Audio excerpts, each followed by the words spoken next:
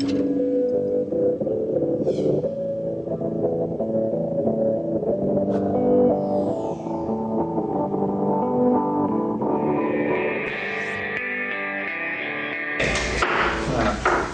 the meeting to order.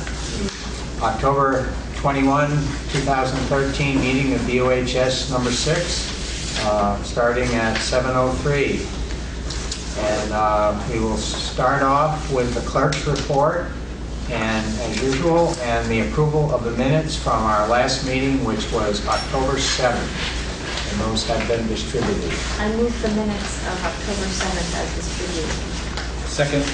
Okay, are there any additions, deletions, or corrections? Okay, if not, all in favor of approving the minutes of October 7th? Signify by saying aye. Aye. Okay, nays or abstentions? I think everyone... No, I was... Oh, you were, okay, so abstention from Russ. Okay. And I would like to apologize to Jerry Curry, who's filling in for Ingrid, that we seem to have not come up with her name card, which will have to be corrected for her next. Okay, communications. I have one communication, and I was contacted by a member of the Norwich, Vermont School Board, and that board has a resolution, and probably Ruth may be knowledgeable about, that will be introduced at the VSBA annual business meeting. And she asked that I share that with the board, and basically it's an advisory thing. She wasn't asking that we vote on it or anything, but wanted us to be aware of it. And the resolutions committee, do they actually meet at separately at that? The resolutions committee meets, we met in August, yeah. And we try to have just one meeting a year. Sometimes we have so many resolutions that boards have sent in that we have to meet more than once, but usually we meet once a year. It's an all-day meeting, and we discuss the resolutions and decide whether the committee is going to pass them on to the whole school board association at the annual meeting in October, or whether they're going to pass them on favorably or unfavorably or whatever. This one, I don't think we took this up. I think it came in after we had our meeting, and it maybe was emailed to us, because I'm familiar with it, but I don't think we took it up at our meeting, but I could be mistaken. Well, it refers here to the following resolution to be presented at the VSBA annual business meeting for adoption. Well, so, any board can bring any, they don't have to go through the resolution committee. Okay. So it'll go apparently to the annual business meeting. So I'll just read, it's not a terribly long resolution, and it deals with reduction in force issues. And it says the superintendent will determine whether or not a reduction in force is necessary, appropriate, or in the best interest of the school district. Decisions related to reductions in force will be made by building administrators in consultation with the superintendent, with final approval by the local school board. Seniority or contract status shall not be the sole factor for determination as to which employees are subject to reduction in force actions. Should employees be recalled after a reduction in force, seniority will not be the sole factor for determination as to which employees are recalled to employment. So basically, it's the seniority thing that they're dealing with. So I just wanted to, since it was communicated to me and asked to be passed on, I'll pass it on to the board, and if there are anybody that has some input that wants to contact by way of Ruth, who's on that committee, but it'll be taken up next week at the It is next week already, isn't it? It's this week. This week. Yeah, It's this Friday. it's Thursday and Friday. Oh, that's right. It's Thursday and Friday 25th, is the yeah. meeting. Okay. All right. Anything else on the communications? Does anybody else have anything? Lori?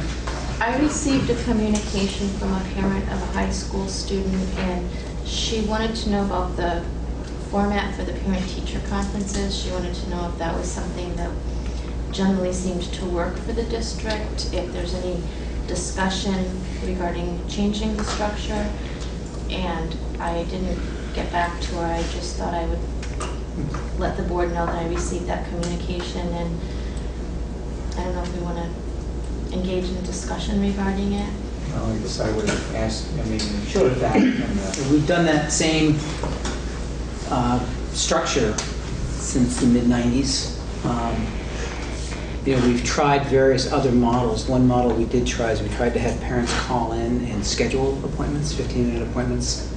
That became a bookkeeping nightmare and also became problematic because somebody might see a social studies teacher at 3:30, but then not see a science teacher until 7. So this seems to be the most equitable method that we've been able to come up with. A few years ago, before the renovation, we did just use 2 areas. We had math and science teachers in the what was then called the LC, the library, and then we had other departments in the gymnasium. So far, English and math have elected to stay in the gymnasium. Other teachers have elected to be in their classrooms. Some teachers find it kind of constraining. They would like to do appointments, but again, we haven't figured out how to have appointments staggered in such a way that a teacher could see everybody in a timely manner. So we've kept the same. Well, my thought, again, I didn't respond to the parent, but my thought would be that if there's a further need, then the parents would always be free to set up an appointment with a teacher. It doesn't have to be during parent-teacher conferences. There's an open door policy if a parent has a concern or just wants to reach out to a teacher to see if there needs to be a concern. We do that twice. We have teachers at open house. They have a sign-up sheet for parents who want to have a conference right away, so they can sign up then, and the teacher contacts them. And then at parent-teacher conferences, often teachers will say, can we continue this conversation? Or a parent will say, I'd really like to come back with my child, because in the best teacher conference, you're going to have the parent and the student there, and that doesn't always happen. So a lot of times, the teacher or the parent will say, can we have this conversation after school sometime or during a prep time or something. So that does happen as well. That's what I figured. The one thing that I've noted is that since the arrival of the parent portal, one can keep up to date if it's an issue of maybe not getting full feedback from your child as to what's going on. And that helps, and for me it makes the conference, it takes less time because there's not so much time spent in here's what we've been doing and all that. Now I know parents are supposed to know that and be checking in with their children every night is exactly what they did all day, but sometimes that may not happen, and the parent portal, I preach that as a really helpful. That's been a great tool. Yeah. I would just say that when I did my parent-teacher conference, and I only met with 3 instructors, and I was there for 2.5 hours. It was a pretty good chunk of time. And each meeting was, 10 to 15 minutes. So there was a lot of waiting in line. And I got out of work early, didn't get home until after 6. So it was a challenge, but we got it done. I didn't meet with all the teachers I wanted to meet with, but there was I don't know how else it could be done, but it was a commitment to stick around. And It is a commitment time. It is. Usually if parents ask me about the best times, I usually tell them right at 3 is good, and then 6:30 is always great because people tend well, to that's what clear I out. was told 3, so I got out of work early, got over there, and I didn't get out of there until Right. like almost 6. So By 6:15, in 6:30, there's tumbleweeds blowing through the gym. So people are flagging. yeah, people have kind of Yeah. Okay. Any other communications? So do I have authority as a board representative just to communicate what we talked about directly to that parent? Well, if they ask you to respond, yeah, I mean, you're not telling them anything other than what's out there to access. They can call. Or they could call administration if they want. Okay. Anything else under the clerk's report? Okay. Recognition of groups and visitors. There are none tonight. So we'll move on to consent agenda. Do we have a motion? I move we go to consent agenda. Second. Okay, moved by Ruth, seconded by Lori. All in favor? Aye. Okay, we're in the consent agenda. And first up is finance, and the regular finance reporter was busy baking pies at the last finance meeting, and some 1,400 pies. I understand. 1,467 pies, and we Okay, well, sold that's them all. probably an excuse to miss one finance meeting, because you rarely do. 1,400. Do you want to just go through briefly what? I left my notes at home, but we did meet at, on the 9th of October. And we approved the warrants. And if there were any payrolls, we approved those. Oh, do you have the do you have a copy of the warrants? Because they're on our agenda here. If you want to read them off of that, or I can do it if you want. We approved warrants dated October 7th, numbering from 1059 through 1076. Not every single number is represented, but as listed on our... We should read the numbers, just read the numbers, and then the total amount, not the individual amounts, but... Warrant number 1059, 1061, 1066 through 71, 1073 through 76, Right. totaling $512,582.17. Payrolls of September 6th, $507,620.77, and September 20th, $486,030.37. Okay. We did spend a few minutes again discussing budget general direction to administrators. So it was clear with Jim Kane. And our next meeting is this Wednesday at 7:30 at Central Office, the 23rd. And the pie crew will be there, right? Yes, I am planning to be there. Or are you still in recovery from the pie? Well, I'm still in recovery, but I'll make it. Okay. All right. Thank you. Thank me. Planning and policy. Has not met. Okay. Teacher curriculum. Yeah, we met earlier this evening, and we got presentations from the English department around a couple of initiatives they work on through 1% funding. One was on a Common Core literacy toolkit that the English department has created for English teachers, and one of the special education teachers worked together over the course of the summer to create this literacy toolkit that any teacher in the building can use related to teaching literacy and writing across the board. It was really kind of interesting, and a lot of really neat things that makes it easy. So if it's an art teacher or a science teacher or a social studies teacher or a language teacher, whoever can work on literacy issues with their students. We also got a presentation, again from the English department, related to the UC classes, which are, UC stands for upper class.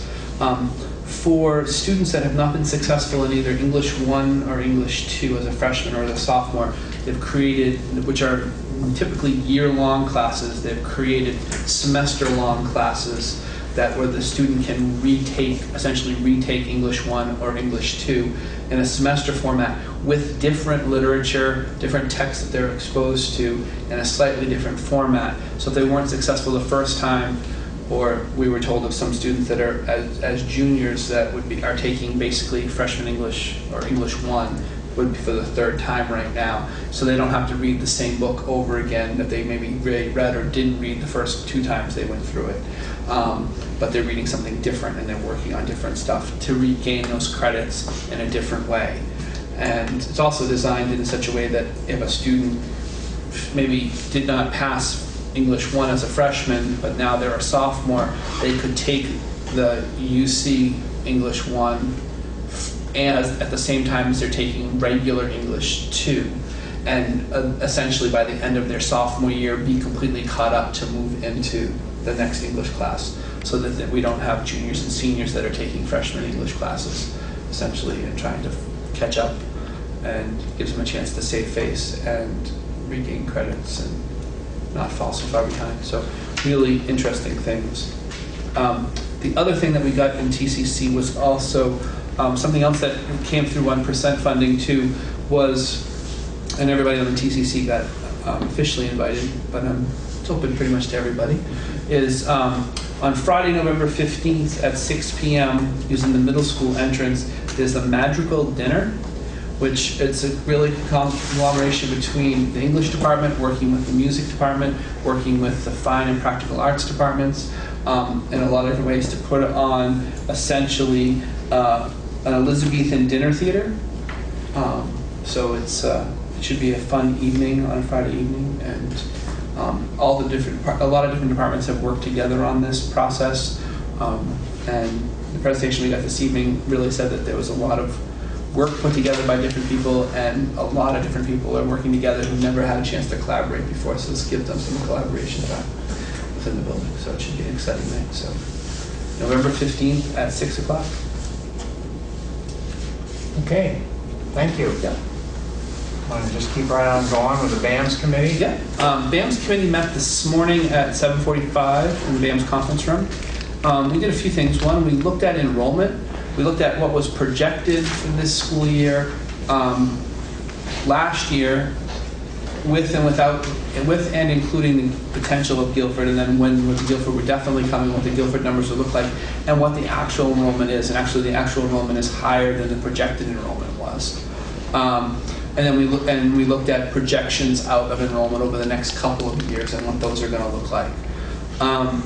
We also spent some time talking about differentiating approaches taken at BAMS, the differentiation education approaches. So how a teacher would work with a variety of different levels of learners within one classroom, and how that would work for them, and the different approaches that they're taking to really meet the needs of maybe somebody who's struggling a little bit versus somebody who's sort of just middle of the road versus somebody who's more advanced and needs more of a challenge, and the different approaches that are happening there.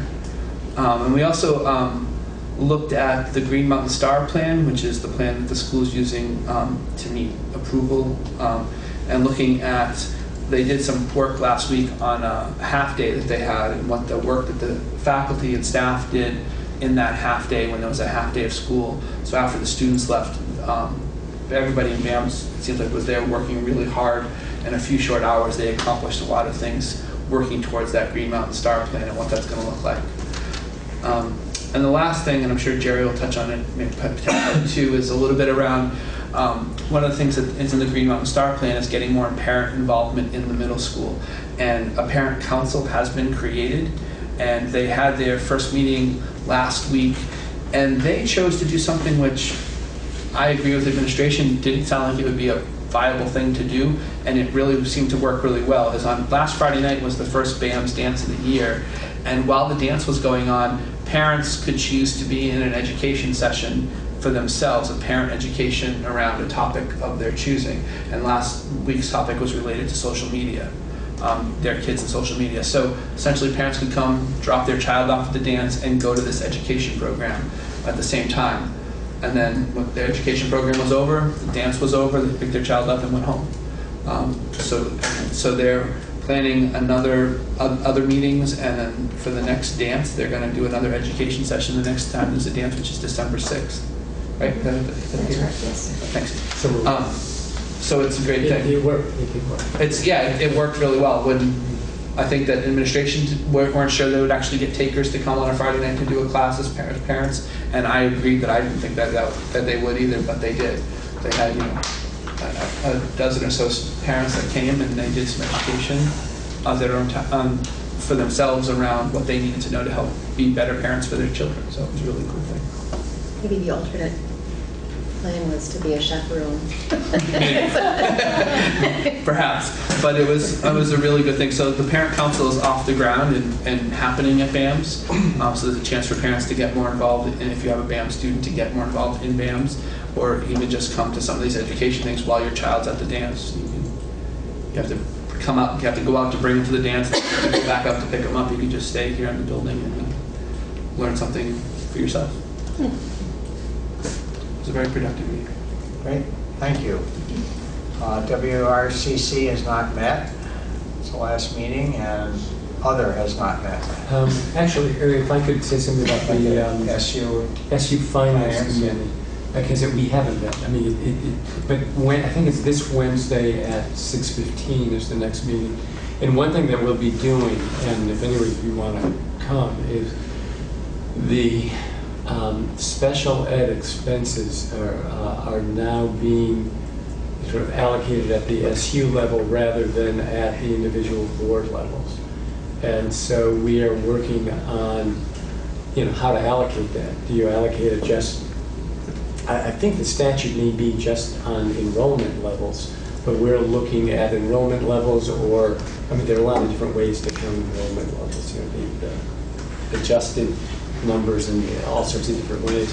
But one thing that may come out of this, and then all the boards have to approve this, or the SU board has to approve it anyways, is whether it's a way to smooth out a little bit of the ups and downs, and looking at maybe a 3-year average or something like that, so that schools and towns, departments of schools are probably more prone to, because they're smaller, of having a family move in or something happen where it's a big bump, temporary bump to the budget, and to try to smooth that out, sort of in some sense self-insuring among all the different districts. But we'll be looking at trying to figure out how to make those allocations, and then we'll be presenting it back. I'll be presenting it back to this board, and eventually presenting it to the whole SU board. But if anybody's interested in that, those sorts of questions. 6:15 p.m. 6:15 at central office. How does that differ than the present allocation? I wish Jim or Ron were here. Well, right now it's not in the schools for this year, but they've made a switch that the special ed funding is going to be the budget's going to actually be in the WSDSU budget, not within the BUHS number 6 budget. So it's going to represent for us a drop. It's just a shift of where the budget lies. So it's going to be district, it's the individual sites. Because the allocation would have to be, if Vernon, for instance, needed so much special ed money, they would get that special ed. Right, I would assume it's going to be a similar allocation, right? Oh, see, we're talking about not the allocation of where the funding goes, but where the revenue comes from, is what we're trying to figure out. And there is some benefit, besides just logistics of finance, they're spreading it out, is that where the needs come, it'll be a little bit easier to move people around. My understanding is that the para-educators would still be on each of the individual budgets, because their jobs tend to be not just special ed, but integrating and doing different sorts of things, and be a sort of bookkeeping nightmare. But for the certified staff, they would then be employees, I think, of the SU and not of the individual schools. But there's no plan on moving anybody, because there are people in the school and that type of thing. So it's just a reorganization that way, but not in terms of where they be assigned. But presently, is special ed funding a revenue on like our line item, and it would no longer be a revenue item? Right. Yeah. It would be part of the SU allocation. So as we compare budgets and present, there'll be those questions that come up. How much is your budget actually up? And we'll have to sort that out, subtract it out, so we can show comparison on the rest of the budget. Do you think it's a better way to go?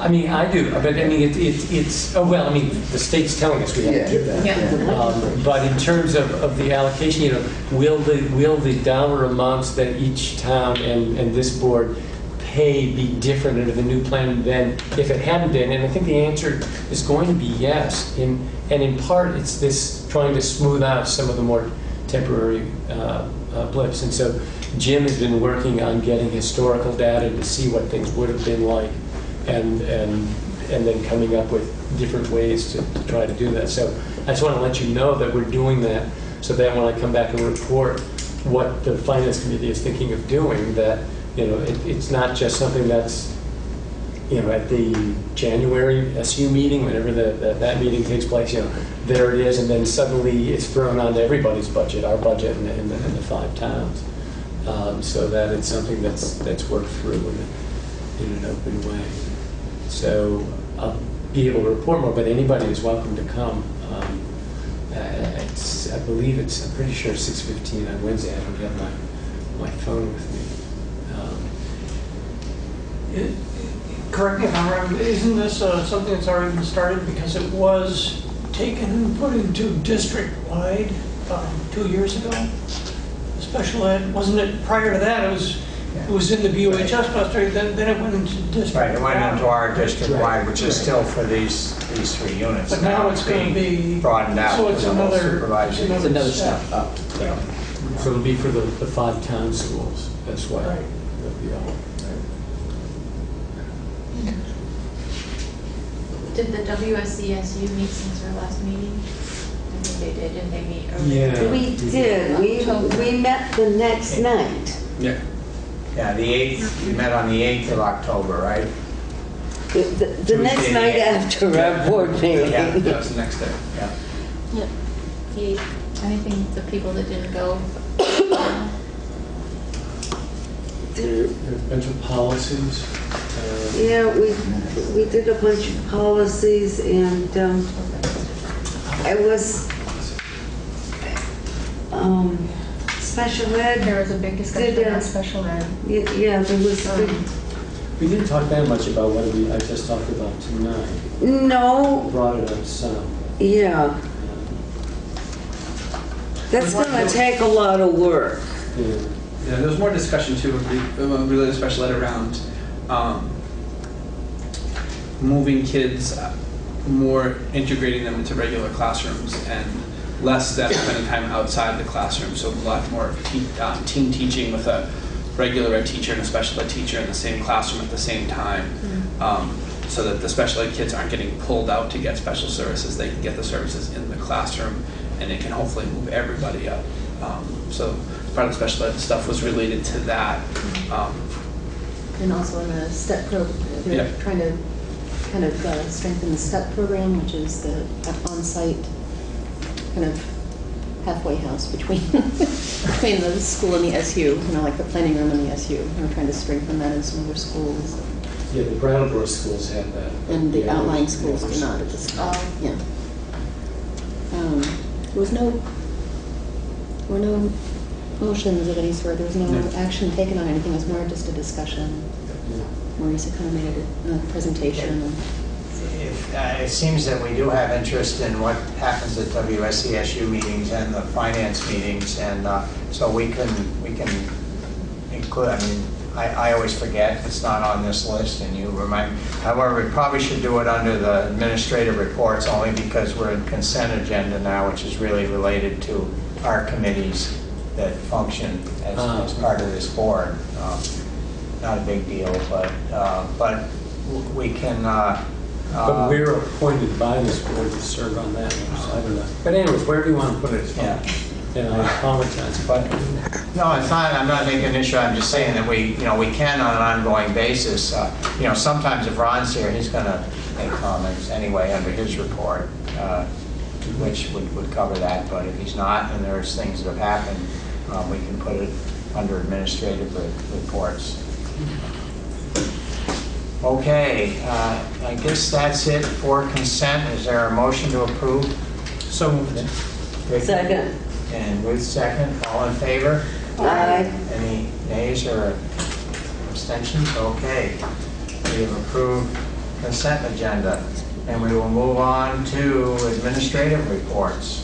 And why don't we start with our student council representative, who's holding on her own tonight. Lachlan is not here, so we'll hear from Meru. Lachlan couldn't make it.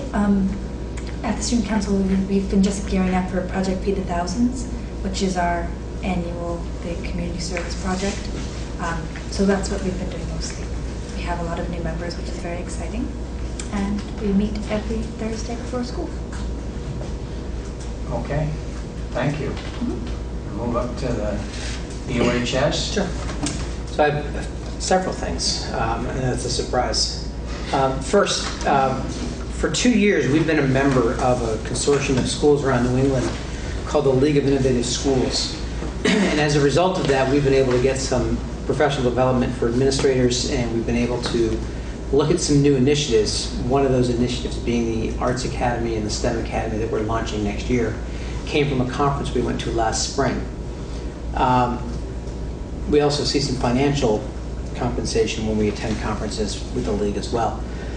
They're asking this year that we, as a supervisory union, sign on and make an agreement for the school year.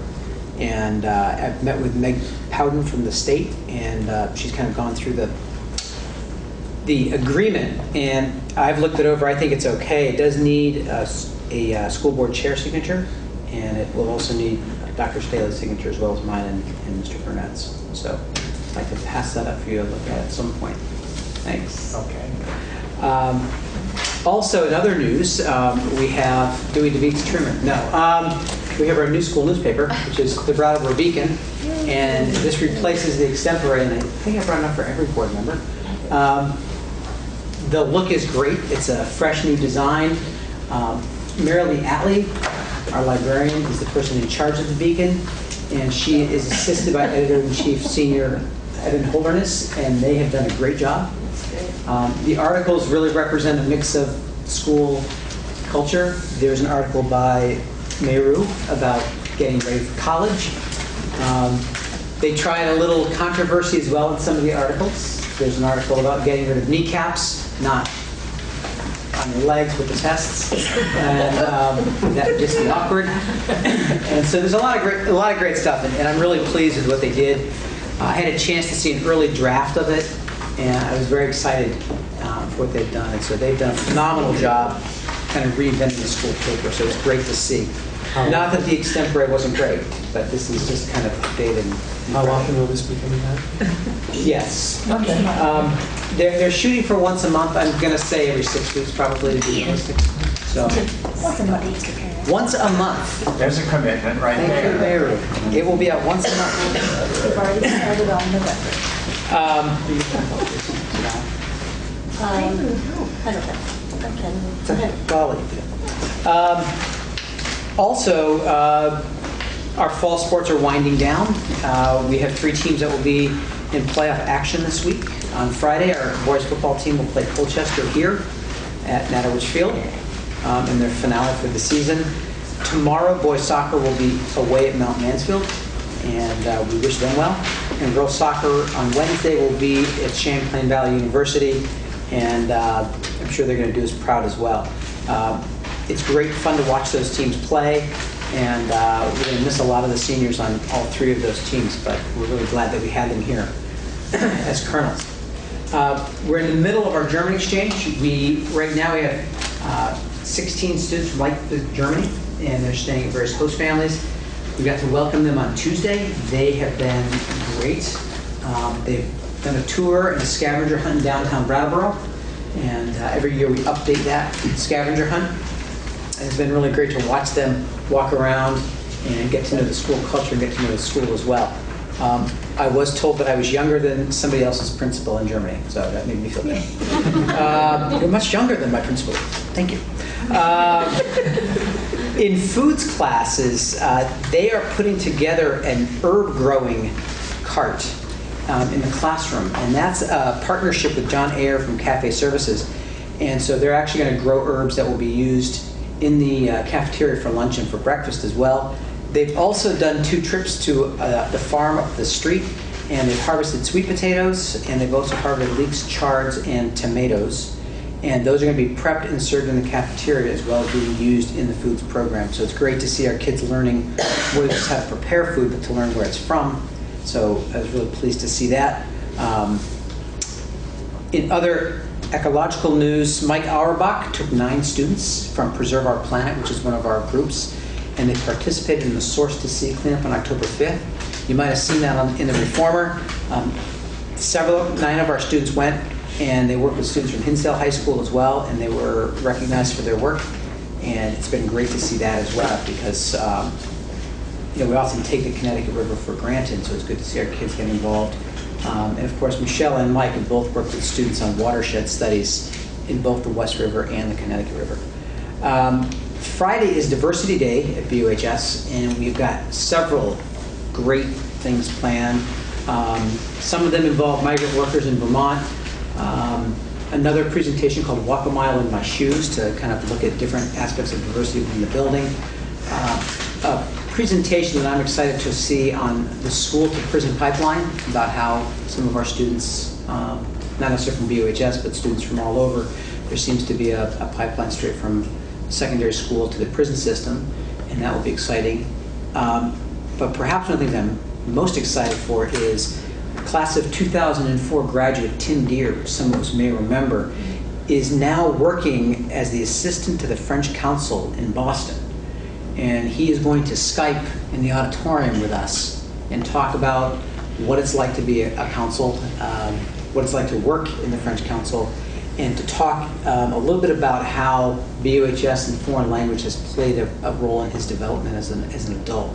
So we're really excited to see Tim, even if it's virtually, and we're grateful that the council has seen fit to let him take some time in the morning to join us. So that's going to be a great program. Finally, we had 21 members of the band accepted into the Connecticut Valley District Music Festival band, and 11 chorus members were accepted into the District Jazz Choir. I'm also going to steal some thunder and say that 12 BAMS chorus members were in the district middle school chorus, and they're still waiting for middle school jazz audition results. They're going to rehearse and perform with their ensembles at the Fall Festival, which takes place here on November 22nd and 23rd. So we're excited for that. And I think that's it. Do you have the names? I do not have them with me. So.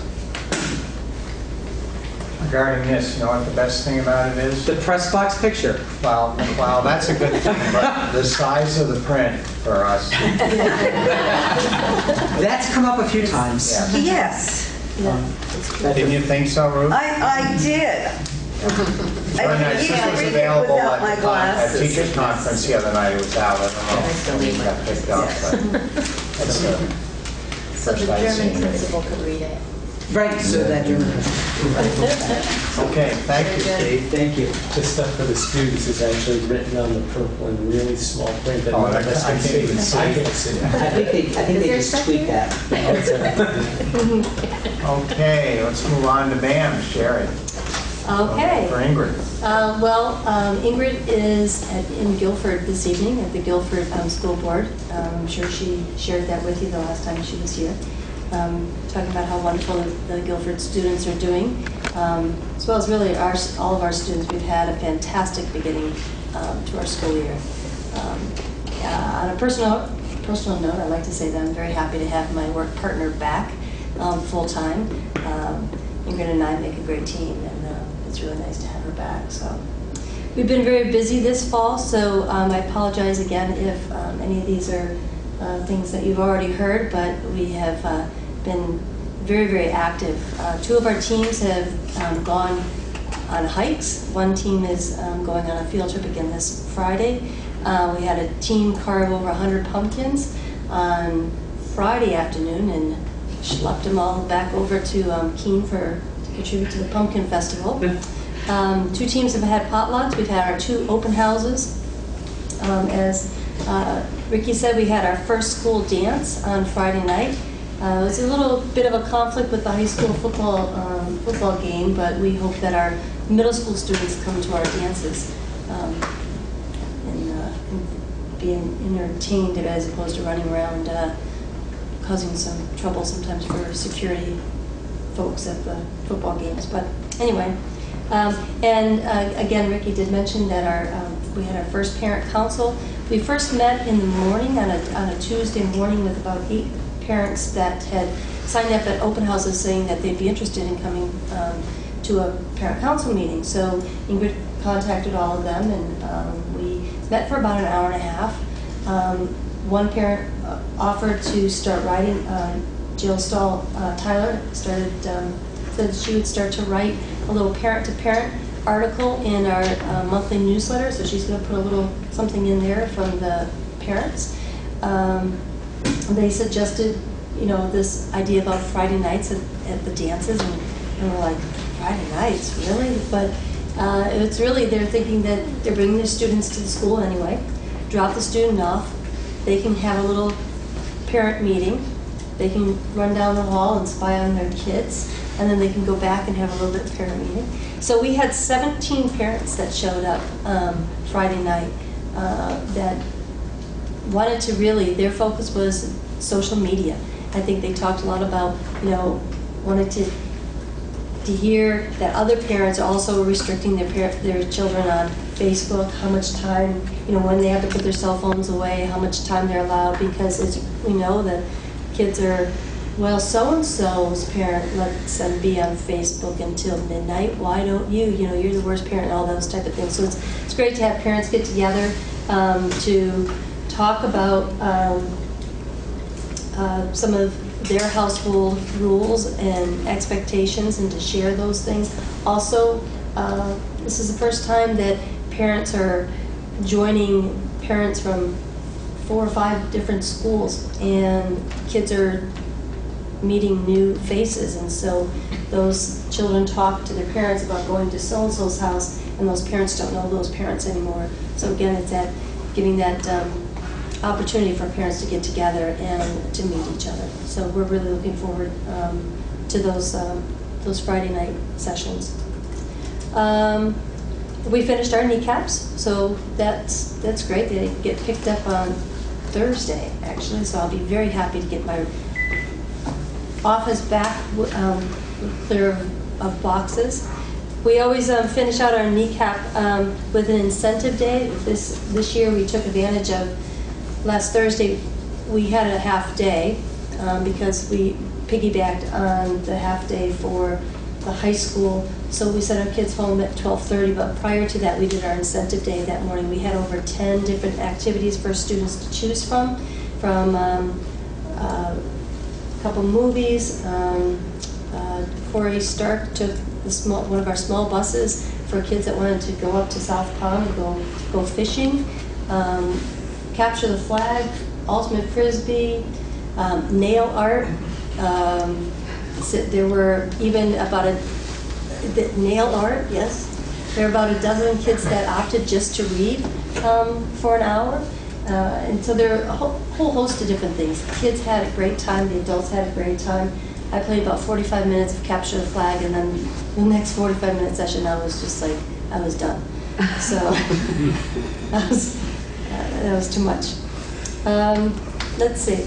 Chromebooks, Ingrid talked about our Chromebooks. Those have been issued to all of our 8th graders, and so we're already, we're in full swing. Of course, there's going to be, anytime you're handing a piece of technology to kids, there's always going to be new things that they're going to find and they're going to figure out before we do. So we're just trying to keep up with what they're doing and or what they shouldn't be doing. Tracy Sagawa from the Vermont Office of Civil Rights is coming tomorrow. She's going to be meeting with 10 of our middle school students and how many high school? 15. 15 of the high school students. And she's touring around the state. You can help. Right, there's a panel that's going around the state, and they're calling it a listening tour. And they're trying to get a sense of students' awareness, not of just bullying harassment within their schools, but what's their awareness about the bullying harassment laws that have been passed and their effect. And so they're really going out to listen to kids to find out more about their opinions. And at the high school, we've chosen, and I think we did the same thing, we've chosen a pretty wide array of students. Mm-hmm. Some students who have been a victim of bullying harassment, some students have been perpetrators, some students have been bystanders. So we really try to get a good cross-section of our school population for them to meet. So it'll be a couple hours tomorrow, 9:30 to about 11:30 at the UHS multipurpose room. I have a question about how did you select the perpetrators? Was it Did people volunteer for this? We actually, I sat down with the dean of students, and she and I kind of went through students who we thought would be good candidates. And we asked those students, and every single student said yes, without even hesitation. So there would be amnesty if they were disclosed as far as... Oh, right, it would be a what they've done. confidential meeting, right.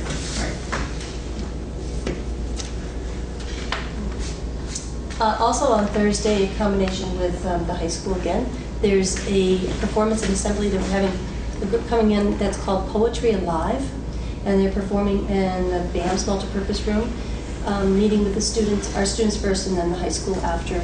And it's poetry, it's like a big poetry slam. Apparently they're very engaging, very interactive with the audience, and so that should be really exciting. That's on Thursday afternoon. And other than that, in November, we have our parent-teacher conferences that are coming up. That's about it. Thank you, Jerry. Thank you. Steve, do I hear rumors about Chromebooks appearing at the high school as well? There may be. Okay, that's Stay a tuned. clear answer. Yeah. No. I mean, it's one of the things we're looking at. The department and I have talked about, is a one-to-one program feasible for next year's ninth graders? So they haven't made an appearance yet? They have not made an appearance okay. yet, no. Okay. Okay. Wyndham Regional Career Center. I have 3 items to share with everyone tonight, pretty positive ones, I will have to say. The first one being, every year our guidance counselor, Ann Doran, sends and organizes Women Can Do conference to bring students, female students, to Randolph. And this year we had over 40 young ladies attend. And Women Can Do is sponsored by the Vermont Works for Women. It's a 25-year-old organization whose mission is to help women and girls recognize their potential and explore that leads to economic independence. This was a full-day conference that consisted of exposing our students to woodworking, heavy equipment operation, engineering, and many other non-traditional career paths.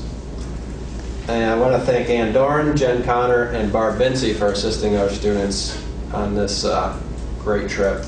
And the girls came back and they were very excited about running chainsaws and running backhoes, and just a great opportunity for our young ladies.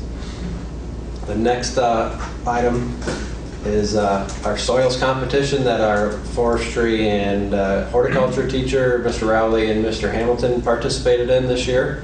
And that was on October 16th at VTC, Vermont Technical College.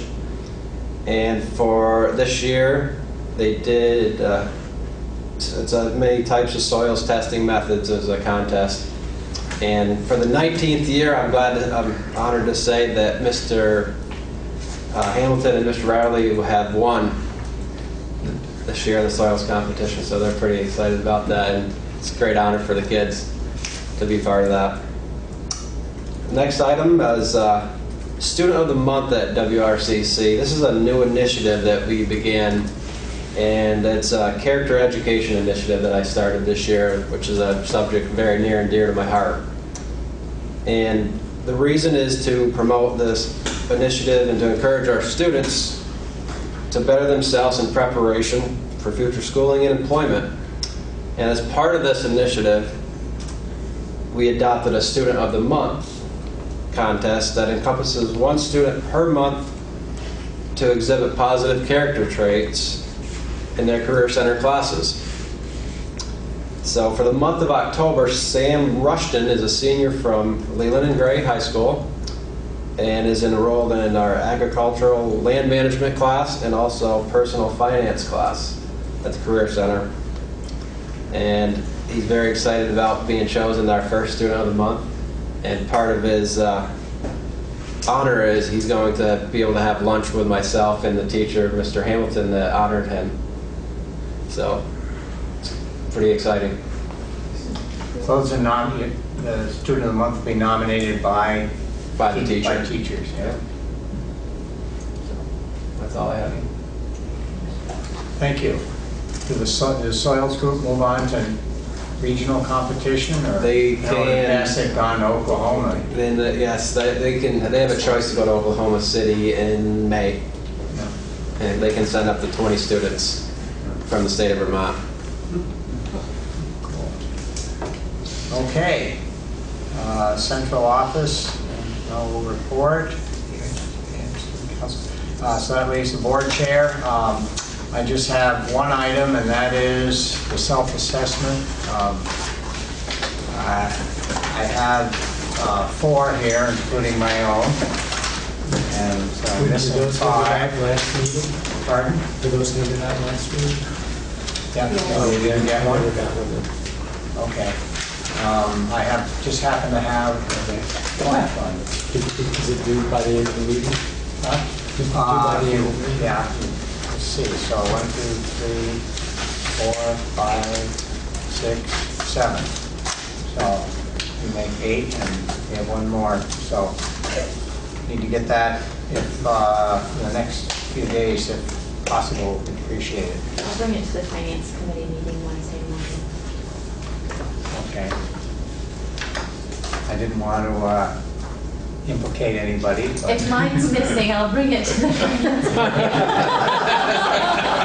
I have confessions here and public All television. right, it was me. Okay, thank you. I appreciate you doing this and getting it done. Thanks. That's, I believe, all I have, and so we move on to unfinished business, and we have the matter of policy D12, right? Yep, this was previously tabled because Ingrid had some questions. She found the answers to those. She said it wasn't a big thing that she felt that needed to be in the policy, so we can move on to adopt this. So I would like to move that we adopt policy D12, policy on the prevention of harassment of employees, as written. Okay, there's second? Oh, is that a second? Okay. Second, Lori. All right. Any discussion, further discussion? If not, all in favor? Aye. Policy D12, opposed or abstentions? It's approved. Okay, anything else under unfinished business? Okay, anything else under new business? Our next meeting will be, our first October meeting will be, November meeting will be November 4th. Just a day prior, budget season eve. I love that. Special sentence, One of my favorite days. We're having budget dinner, season eve. everybody's welcome. Yeah. Are we going to celebrate budget season eve? We probably could. I don't know if anybody will be bringing gifts around coming down our chimneys, but it is going to be a very busy month in November because all the budget meetings, the 17th, just to remind you again, the board will be involved in the NEASC recertification, so we'll have plenty to do in November. On that NEASC, we're there for 6 hours, 5 hours, like 1 to something? Yeah. It looks like there's a welcome at 1 o'clock. And as part of that welcome, you give a profile of the school, a profile of our self-study. That goes to about 2. And then there's interviews of parents and students. And then there's interviews of board members at 3. I think at 3. And we just learned who our committee chair is. And he's gonna, he's got our self-study, and then he and I will meet and talk about the So conceivably, if you got interviewed at 3, you could be out of there at 3:30. There is a reception at 4 to welcome them, that it's good to have everybody in. Okay. But And it's good to be at the welcome too. So we'll just plan on that afternoon. Yeah. Well, by the sense of that schedule, is there a reason for us to have to be here the whole time? I let teachers know that we'll be involved in the process, that they want, when you folks are getting interviewed, that they could, go someplace for a while and then come back, so. And I'll know more when I have the agenda, so. So if we could block off that time, and maybe it will not all be necessary. As long as there's a potty break in there somewhere, it's fine. And maybe it's not a 1 o'clock Patriots game that Well, I'm day. gonna find out. We've got that covered. In which case, we need to talk to Mr. Kraft to get Yes. that moved, right? Because then the ask will not move. Will the World Series be over by then? Yes. We'll be over in 4 games. Even if it goes That's 17 true, games. that's what I was thinking. 4 games. Okay. You will be emailing the schedule and the times and all that to everybody. Patriots or? World Series. I'm looking up, Yes. looking up the schedule as we speak. Oh, boy. Well, it's just something to fret about. Yeah. It is. There must be an app for that. Is there, perhaps, I'm expecting any minute a motion to adjourn. I was I thinking, move we adjourn. Okay, second? I'll second. Yeah. All in favor? Aye. Thank you very much.